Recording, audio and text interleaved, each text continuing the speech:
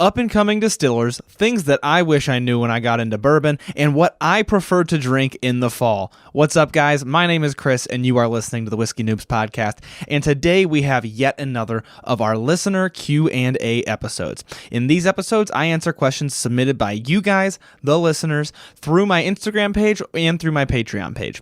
So if you want to submit a question, you can submit it through Instagram. Every Wednesday, I will post a sticker to my story where you can type out your question, submit it, and then I select some of the questions and answer them here on the podcast. If you'd like to jump the line, I would very much appreciate it if you go check out the Patreon page. There's a bunch of other cool stuff on there as well. It is at the link in the show notes. And once again, I would just really appreciate if you guys are able to take a look at that. Thank you to all the patrons. Thank you to all of you who submit questions, whether it's through Patreon or through Instagram. I love these episodes. I've said a bunch of times. They are so much fun for me because I get to see into what you guys are wondering about, see what it is that you want me to talk about, and I get to answer those things. So it's a lot of fun, is the moral of the story. Now, I will get into the questions, but first, I do have to do the mystery whiskey tasting. So during the Q&A episodes, I will drink a whiskey, give you guys a very short review of it, and then you can try to guess what whiskey it is. It is a whiskey that's been on the show in the past couple dozen of episodes in order to narrow it down a little bit, not make it like an impossible task. And the idea is it's kind of like taking a blind tasting. It's kind of like teaching you guys, especially the newer folks, what type of notes you can anticipate different whiskeys from. Because you're not just learning it, I'm not just regurgitating it to you, you're actually participating, you're thinking about it. I think it's fun. Hopefully you think it's fun. I'm going to do that tasting right now. I do keep these reviews a little bit brief in order to not just give it away, but I would say right now I'm getting bright, light, and fruity. That's kind of the very basic essence of the palate of what I'm drinking right now. Now, without further ado, let's get into your guys' questions. As always, I will be answering a few in long form. Today we've got 4 long form questions, and then I'll be answering the rest in a lightning round format. I'll be answering them kind of quickly in order to get as many questions in as I am able to get. I try to get as many of these as I can because, once again, I think it's a lot of fun. But without further ado, let's get started. The first question comes to us from one of our patrons. I truly appreciate your efforts to make whiskey enjoyable and a learning experience for all. Thank you very much. That's my effort. That's my goal. So I really... It means a lot to me when people see it that way as well and when people are excited about it. So thank you for that. Are there any new and upcoming distillers that we should be watching? That is an excellent question. I think there are a lot of new and upcoming distillers, first of all, and it's really hard to pinpoint which ones. A lot of people want to know which ones are going to be the allocated distillers, which ones are going to be the ones that in a few years I can't get my hands on. That is very tough to figure out. However, there are a few that are newer, and new is a really relative term when it comes to whiskey because some, it takes time to gain popularity. It takes time to blow up. But there are some newer ones that I am a very big fan of, and you've probably heard me talk about them on my social media channels a little bit. I'm a big fan of Redwood Empire. I really, really like their Pipe Dream bourbon. They have other stuff that I like as well. They have there's a couple ryes that I like. I like their cask strength Pipe Dream. I like some of the other stuff that they've made as well. Their grain to glass stuff, like Grizzly Beast and Rocket Top. I like a lot of their stuff, but I love Pipe Dream. So like Pipe Dream to me is just an excellent, excellent $40 bourbon. And I think it's really blowing up online. So I'd have an eye out for them. And I recommend trying it because I recommend trying it if you like smooth and sweet. Because some people try it and they're like, oh, I hated it. And it doesn't have a bold, punchy profile to it. So if that's what you're looking for, you might actually not enjoy it. But for most people, especially the ones that I've talked to, the ones that comment on my posts, it's very approachable and sweet, but still has body at that $40 mark. So that would be the first one. That's like the first thing that comes to mind when you say up-and-coming distilleries. They've been around for a few years, but I'm a really big fan of their stuff. Other up-and-coming distilleries, it's hard for me to not talk about Middle West Spirits. Now, they've been around for a little while, but they're kind of on the craft level, but they're expanding a little bit, and I just personally think that they are an underappreciated distiller, and maybe it's because they're kind of in my backyard. They're in Columbus. But their stuff I even underappreciated for a while, and I thought, oh, this is good, it's not great, whatever. And then I had it in blind tastings, and especially their wheated bourbon, and it started blowing my mind. And I was like, what is this bourbon with all this flavor? Not just in one blind tasting. It did great against Blanton's and the Better Than Blanton's. It also did great in my fully blind tastings where my wife grabs any bottle from within the room and I try one. It did great in that as well. And I think there was even a third blind tasting that I did with it where I was just like, it just unanimously in all my blind tastings, it performs better than I would expect. So I'm a big fan of them as well. If you don't know, now you do. Barrel Craft Spirits. They're not new. They're, I think, 10 years old now. But once again, in the whiskey game, that's kind of new when you're comparing to people who've been around since before Prohibition.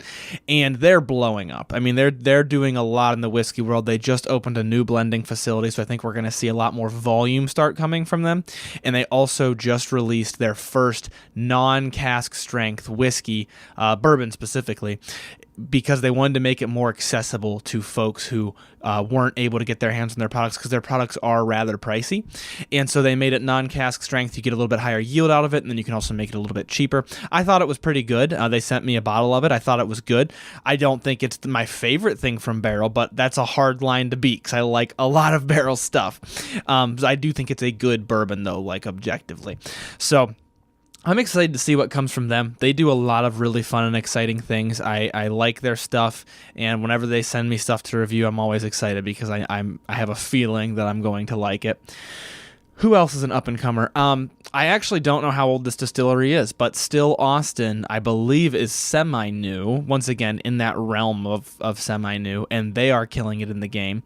I know a lot of people love their stuff. I've had one bottle, which I won't name from them, that I wasn't super impressed with, but I've also had a bottle from them that I was very impressed with. So it could very well have been my palate condition or something like that. And then there's one more distiller I want to bring up, but I don't want to be wrong about them being young because then I would just feel bad. So let me look. Okay. I'd heard mixed things. I'd heard that they're young and I've heard that they're old. So Green River Distilling, originally founded in 1885, which is what confused me, but resurrected in 2014, according to their website, actually.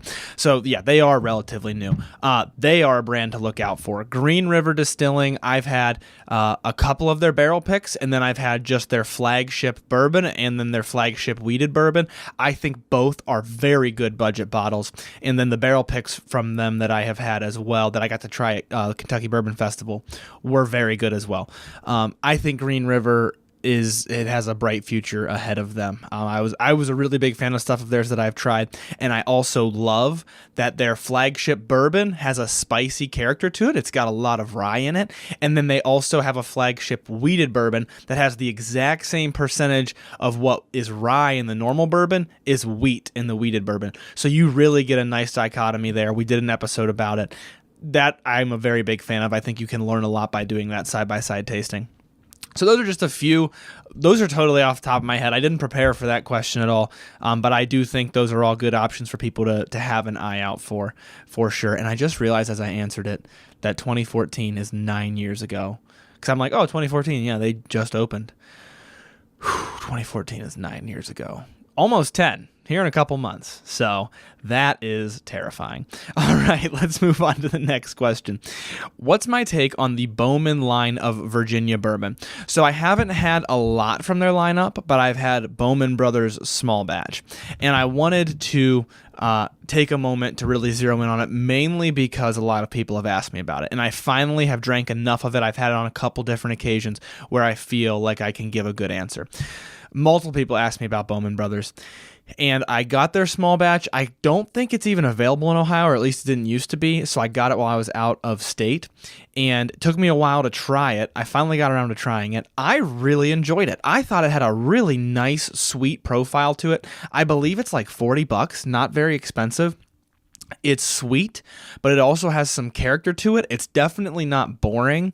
And I like I said, I had it on a couple different occasions. I remember the first time I had it, I was like, oh, this is pretty good.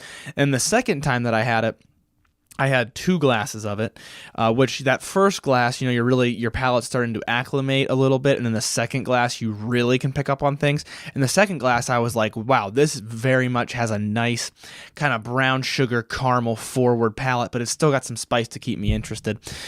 So long story short, I was a big fan of specifically the Bowman Brothers small batch that I was able to get my hands on. And I know a lot of people talk about it being a really good budget bourbon, maybe being a contender for Better Than Blanton's. Assuming I revive that series, which I probably will at some point, it's definitely in the lineup for the Better Than Blanton's. But I paused those videos for a little while to make way for some new content, and also sometimes people don't like seeing nothing but Blanton's content. They get really upset, so I quit doing so much of it. But yeah, very good whiskey. I was impressed by it. I'm excited to try some more of it. I've only had it on, I think, 3 different occasions, which for me isn't really a super rounded opinion, but it's enough for me to confidently say that I enjoyed it. The odds of me just having the right palate condition all 3 of those times are pretty slim. So that's my opinion on Bowman Brothers. Moving on to the next question. What do I wish I knew about bourbon when I was starting out that I know now? So much. There's so much that I wish I knew. So many mistakes that I made. But let's take it piece by piece. So these are off the dome. I'm just coming up with these. First and foremost, allocated stuff isn't really worth hunting. In my opinion, it's especially not worth hunting when you're new to it. If you want to hunt allocated and rare bottles, that's totally fine, but I wouldn't lose any sleep over it. So I still do this. I still hunt a little bit, and I just do it for fun. I hunt for the thrill of the hunt. If I get a cool rare bottle, then I'm stoked about it. But I don't go crazy, I don't lose sleep over it, and I don't overpay for the rare stuff. So that's the first thing, because there's a lot of good stuff that sits on the shelf, a lot of stuff that I try to do reviews of on here and on social media so that people can see it and they can go buy it. There's a ton of stuff just sitting on shelves that's very good.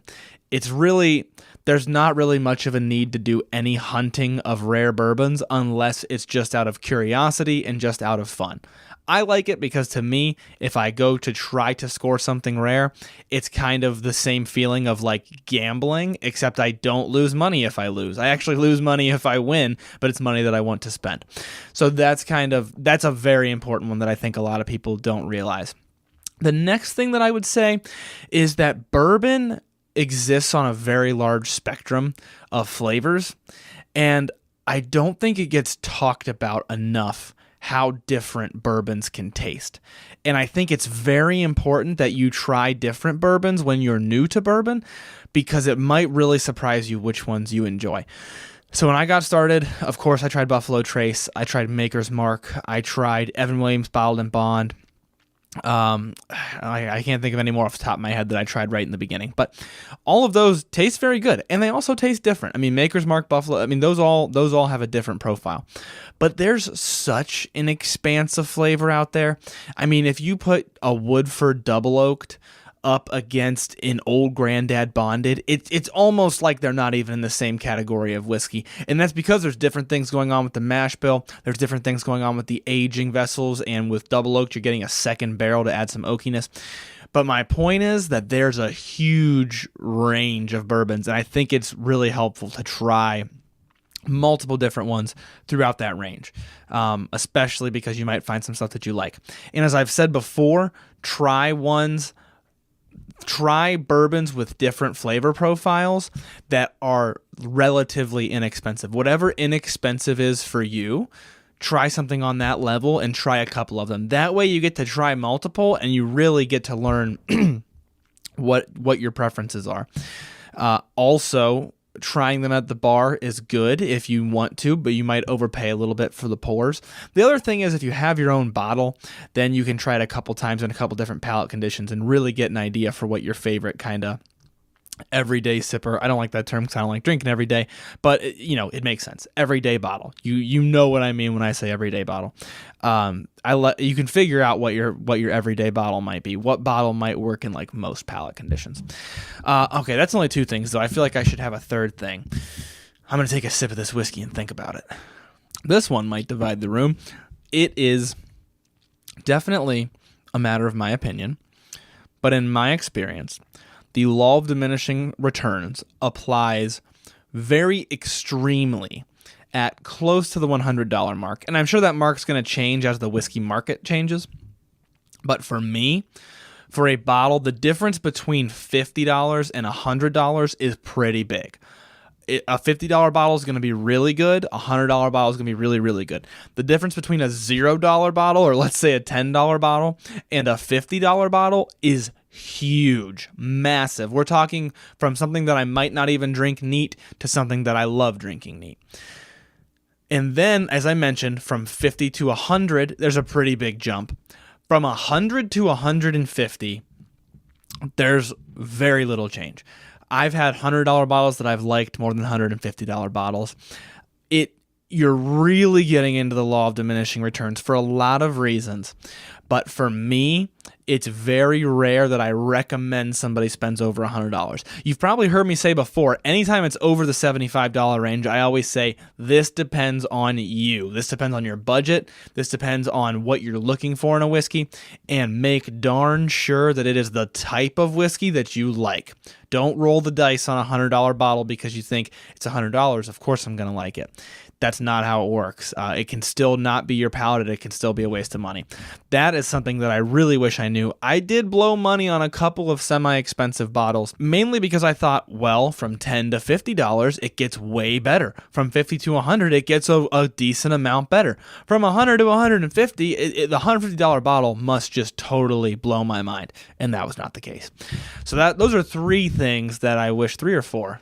Anyways, I think it was 3 things that I wish I knew when I was getting started in the whole whiskey world, but specifically to bourbon, because that stuff applies a lot to allocated and rare bourbons in the United States.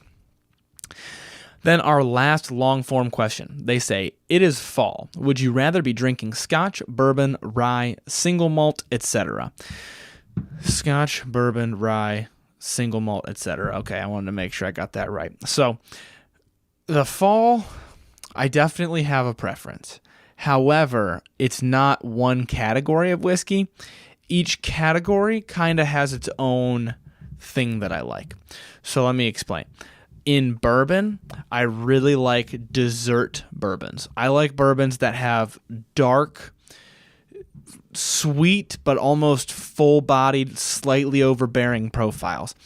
Maybe it's a little bit extra oaky. Maybe it's got a lot of a cinnamon to it. Those sorts of profiles. And then in the world of unpeated scotch, so scotch that doesn't have any peat to it, or American single malt that's not peated, I'm big into the fruit cornucopia profile, essentially. Something that's fruity and also a little bit malty, and reminds me, the fruit and the malt kind of remind me of like a slice of pie. I've said that the Borrowed Page Volume 2 kind of has that vibe to it for me. And then in the world of Islay Scotch, or I should say just peated Scotch, because not all peated Scotch comes from Islay. In the world of peated Scotch, yes, I like peated Scotch in general in the fall. As it gets colder outside, I love that campfire-y, burning taste. So I'm a big fan of peated scotches in the fall, which is why I did that old-fashioned recipe with the peated Scotch wash. And if I haven't posted it yet, hopefully I have. I probably haven't, because I probably haven't had time to record it yet. There is a recipe coming up with a peated Scotch wash that I'm really excited about. So hopefully it's good. And I should clarify that will be coming out on social media, on the social media platforms. So yeah, I like all of the categories. I just search for specific things. Oh, and you asked about rye. Ooh, in the world of rye, there's 2 ways to go. There's slice of pie, which is basically, or like, the crust and the fruit, which is basically what the barrel pick is. The Hard Truth barrel pick that I'm doing. It might be out already. It's hope. I don't want to say it is out. It's real close to being out if it's not out. So if it's not out, go check it out. You can join the Patreon page to have the best chance at getting it. I can't guarantee, if you don't join the Patreon, I can't guarantee if you can get your hands on it. But my barrel pick with Hard Truth is the type of rye that I'd really like in the fall. It's got dark, fruity notes. Actually, I mentioned dessert bourbon. It's kind of a dessert rye. It reminds me of dessert wine. When we were tasting it, it had like a deep, very rich red wine flavor, a little bit, especially as the glass sat and got some air in it. But it's got fruitiness in general, and then it's also got kind of a crusty vanilla, crusty sounded bad, vanilla crust, or like graham cracker crust type of flavor. Crusty doesn't sound good, but you get what I'm saying now. And so that's one type, and then the other type would be like the full spice cabinet. So not like the kind of dill or somewhat piney ryes, as much as the full spice cabinet ryes, where you're getting kind of like Still Austin rye. You're getting some cinnamon, you're getting some herbs, some ginger. That type of thing also for me goes well with the fall time, the fall and the winter. I'm kind of grouping those together. I am going to be doing an episode on holiday drinks when it comes very close to Christmas. So like right, I think about halfway through December, I'll have a episode about drinks that I like during the holidays, or I should say whiskeys that I like during the holidays. All right, that is it for the lightning round, so I'm going to open the remainder of the Q&As, but first I'm going to dive a little bit deeper into this mystery tasting and give you guys a few more notes. I mentioned this was fruity, and it is, but it also has a mix of like a spice and a cream, and that combination I am very much enjoying. So it's kind of got a fruit, it's kind of got a creaminess to it, and it's got a spiciness to it, which spice and cream, you'd think those don't go together. They kind of do in a weird way. Think like, okay, this does not taste like eggnog, but eggnog is a good example of spice and cream going together, and that's what it's reminding me of. All right, lightning round of questions. Let's do this thing.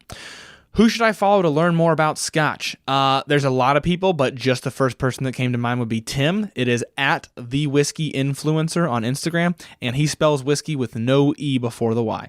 So I would follow Tim. He's just the first person that came to mind. Next question. Do I have an episode on the history of bourbon? Yes, I will look that up right now, or at least I have an episode on the origins of the name of bourbon. And then I also revisited bourbon, so I should find both of those episodes.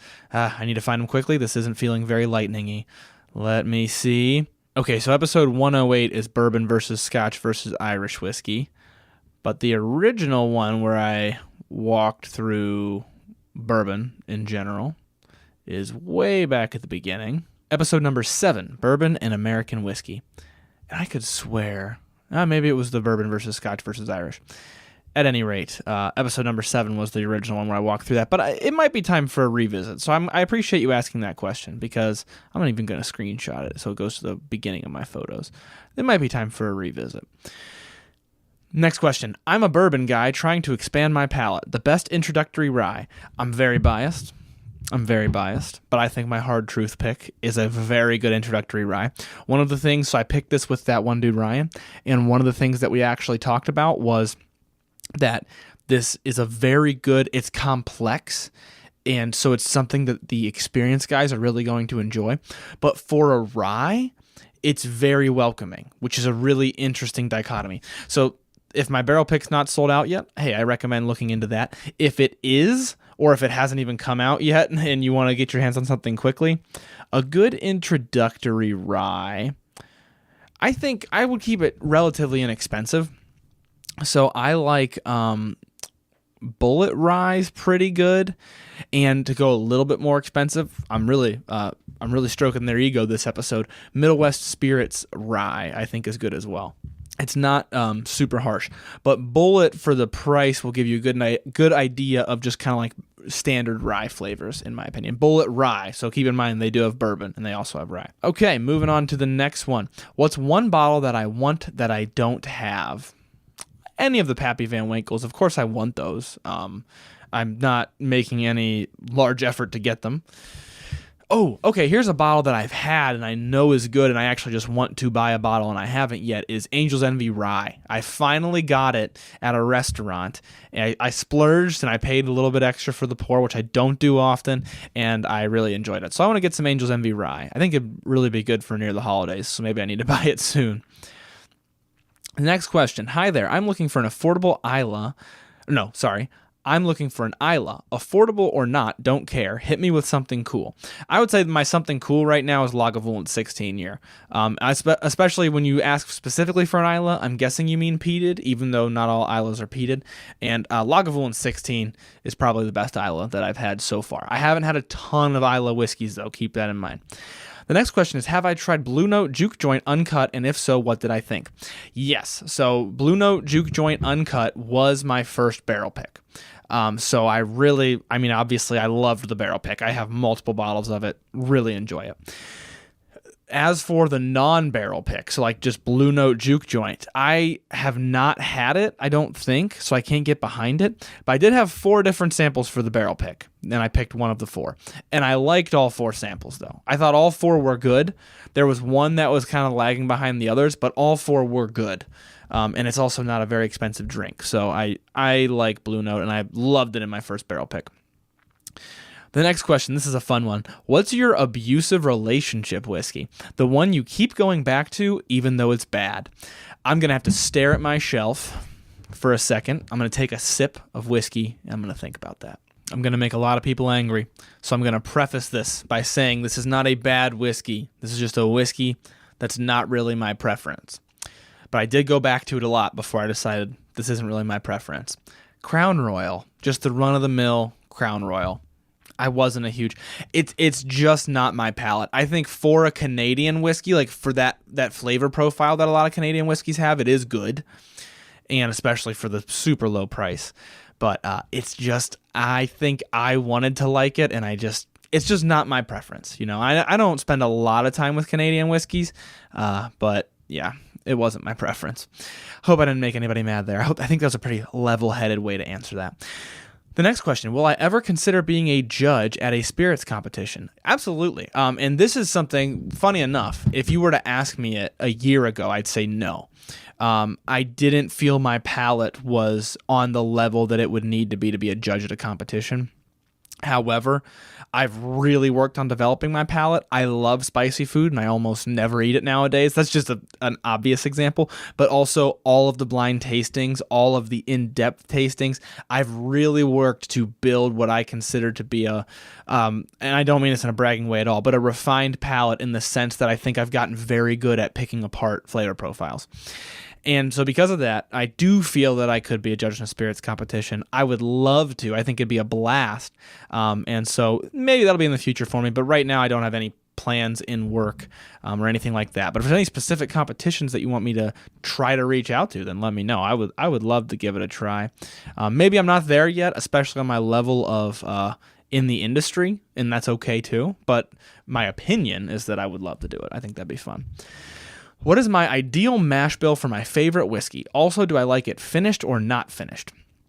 Ooh, there isn't really a quick answer to this. I don't know why I put it in the lightning round. But here's my answer. I have no favorite mash bill for whiskey. I love basically every type of whiskey. Basically every mash bill that I've had, or at least, type of mash bill, I have found a version of it that I really like. Good example, not a big fan of Maker's Mark. That's a classic wheated bourbon flavor. Huge fan of Weller Special Reserve, and I'm a huge fan of Green River Wheated. So those are different wheated bourbons, same kind of mash bill category, but I found one that I like, and I found one that I don't like. So that's probably not a super satisfying answer, but I don't feel I could live without any of the categories. I love the variety. If I said I had to gravitate towards one more often, sticking to the bourbon world, I probably gravitate towards wheated because I like that sweetness, and I like that when you crank up the proof on a wheated bourbon, it still has a sweet profile, and so then you can kind of crank up the proof, but it still tastes sweet. It almost, for me, tricks my palate a little bit. And then, in the world of Scotch, I like single malts, obviously. I also like some blends, so I don't really have an answer there. But finished versus unfinished, this is a good one. Once again, cop-out answer, I love both. And I love bourbons that don't have any finish to them. However, I do want to say that I'm very excited to see where the world of finishing takes the bourbon industry. I think that could be a lot of fun. Or even making what is almost a bourbon, but maturing it, not in new oak, so it's not a bourbon. I'm interested to see where that takes the bourbon industry, or actually the American whiskey industry, because if it's not aged in that new oak, then it's not even a finished bourbon. It's just not bourbon. So I'm interested to see where that goes in the industry. So I like both, but I guess I would say I'm more excited about finished bourbon because it's more, or finished whiskey in general, because it's more of a frontier, I guess. The next question, what's my opinion on whiskey smoking kits? I've had quite a few of them. I've had a bunch sent to me that I've made videos on. I think a lot of them work very similarly, and I think they're fun. I shouldn't say a lot of them work similarly. A lot of the ones that you set on the glass that are, relatively inexpensive work similarly, and they work fine. I don't know if I'd go too expensive unless you wanted it to look cool or to have that cool presentation. And I think, it's fun. I think it's really fun to smoke a whiskey or a cocktail and get a little bit something different out of it. Do I worry about open bottles losing potency? Typically, no. Unless my bottle's getting pretty low, I don't really worry about it. I've found, especially when you're over the halfway mark, a bottle losing potency or going bad, it'd have to sit for a really long time. This is just in my experience. Don't blame me if your bottles go bad. But typically I don't. Then when they start to get below the halfway point, especially when they get down to about a third or a quarter, then I worry about it. And usually then I pull it off my shelf. I take it upstairs so that when friends are over, I remember to use it, or I take it to somewhere with me, and then I offer it to folks and we can all enjoy it and kill the bottle so that it doesn't go bad. The next question, what is my grail bottle or the top 3 bottles I need to try before I retire from whiskey? This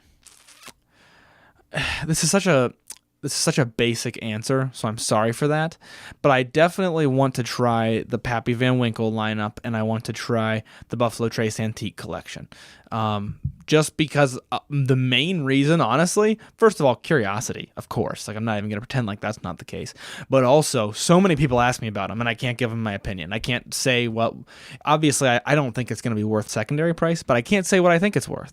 And so I would like to be able to do that. So that's more than 3, but that's your answer. The next question, what proportion of bottles do I have open versus closed? I have no idea, and I could be very wrong, but I'm going to guess at least 95% open. There are a couple of backups that I have for bottles that I really enjoy, especially if they're a little bit harder to get. I don't keep lots of backups, but I do have a backup for bottles that are hard to get that I really enjoy. And then, honestly, aside from that, the majority of the unopened ones would be my barrel pick, because I bought a bunch of bottles to last me, hopefully forever, ideally forever. And so those are unopened as well, but very few unopened bottles, even including ones that I am planning to taste that are in line for like reviews and stuff. So yeah. The next question, similar to an earlier one, so I'll actually refer you to the earlier question. How long will my open bottles hold their flavor? If they're open and there's a lot in them, they're going to hold their flavor super duper long. If they're open and there's less than half in it, some say 6 months at about the halfway point. And then when you're getting down to that quarter, I would drink it within a couple of months maximum, if not quicker. That's just based on experience, to be honest with you. The people will say 2 years if it's more than half, 6 months if it's less than half. I've read that online, but the rest of that is just based on my personal experience. What whiskey started my passion? Is it still in my top 5? There's a few that I credit to starting my passion for whiskey, and they would be Buffalo Trace, which it was my first one that I tasted and was like, that tastes good. Probably not in my top 5. If you limit the price range to less than $30, definitely in my top 5. Same situation with Monkey Shoulder. It was the first bottle that I came back to, and over again, I was like, this still tastes good. I'm still enjoying this. Not in my top 5, but if you limit to, I think it's $35, then it is in my top 5. Yeah, those two are the big drivers. I always say Maker's 46 was my first big boy purchase. That was like when I had been into whiskey a little bit, and I was like, I want to buy a bottle specifically because I know I like whiskey, so I'm going to buy a bottle of whiskey. Like, I wasn't just drinking it. That was where I kind of transitioned from just drinking it occasionally, or maybe I grab a bottle if I was at the store, to like, I want to buy a nice bottle of whiskey. It's not overly expensive, but at the time, Maker's 46 was really expensive for me. Yeah, and I would say none of those are in my top 5, but they're all in my top 5 if you limit to the price that they are, probably. The next question, how do you clean those glasses? I'm having a hard time getting the soap flavor out. If you're having a hard time getting the soap flavor out of your Glencairns or your rocks glasses, I would recommend lots of water when you're rinsing them out. And if that's still not working, I would guess it could be the type of soap. But honestly, most of ours or mine, I should say, are cleaned by hand by either myself or my wife. And so we just take a sponge with some soap on it, scrub the inside and then the outside, and then rinse it really, really well. I make sure for sure there's no soap like bubbling. And then once it's rinsed really well, and then I let it dry. I let it air dry upside down on we have a nice rack that actually holds them upside down. So that's how I do those.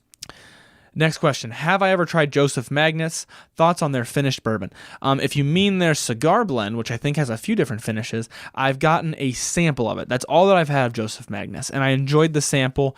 I don't know if it's worth, I think it's $100, but I've also only had one sample, so it's hard to say because your palate can play such a big role in it. I'd really need to try it a couple more times to give a fair answer, but I liked it. I wasn't sure about the price, but one sample is not enough to say whether something is worth the price, in my personal opinion. Last question. Best value U.S.-made single malt. So I've had a few good U.S. single malts, but the one that I've had the most of, I've been able to go back to and try on multiple occasions, is the Virginia Distillery Company's Courage and Conviction, their flagship bottle. I think it's Courage and Conviction Signature, if I'm not mistaken. And of course, I tasted that on the show. I had Amanda from Virginia Distillery Company on the show to talk about it, and I love that bottle. I actually think it's really good. That bottle specifically, I've had a few American single malts, but that bottle specifically got me pretty excited about them. I was like, this is actually really cool. I'm really enjoying it. So that would be probably and that's, I don't want to say that's the best because there's so much American single malt out there that I have not tried. But just based off of what I have tried, that was my favorite bottle, I would say, so far. Also, I really like Borrowed Page Volume 2, and you hear me talk about it a lot, but it's not just American single malt, although it does contain American single malt, so that's really good as well. All right, I'm going to finish out this blind tasting, or for you guys blind, I guess. For me, I know exactly what it is that I'm drinking. I'll give you guys a few more notes, and then you can try to guess what it is, and we'll get out of here. I barely need to taste it because I know what this tastes like because it's distinct for me.